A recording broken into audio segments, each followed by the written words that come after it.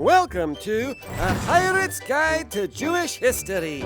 I'm Captain Pete, and this is my pet parrot, Reginald. Brad, that's me. Yeah, that's you.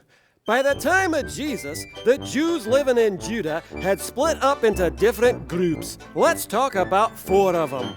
The Pharisees, the Sadducees, the Zealots, and the Essenes. What are those? Football teams? No, they're not football teams. They're Jewish groups. That play football? No football is involved.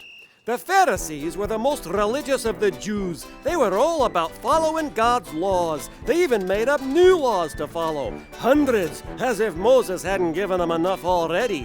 Of course, they wanted everyone else to follow all these new laws too. Then there were the Sadducees. They were the Jewish leaders with the most power and money. They were the priests that ran the temple and the Jewish courts, and they cooperated with the Romans, who left them alone as long as there was no trouble. Life was good for the wealthy Sadducees, and they didn't want anyone else to mess it up for them.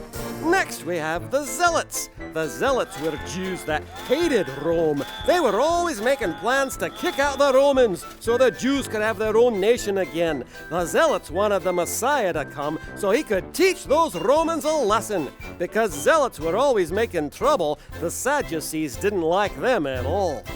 And finally, the Essenes. The Essenes were very spiritual. They just wanted to spend their time reading God's Word and praying. But the other groups were driving them crazy. So by the time of Jesus, most Essenes had left town and were living together in the desert. Mostly playing football. They were not playing football. They were praying and reading God's Word. And a little touch football on Tuesdays.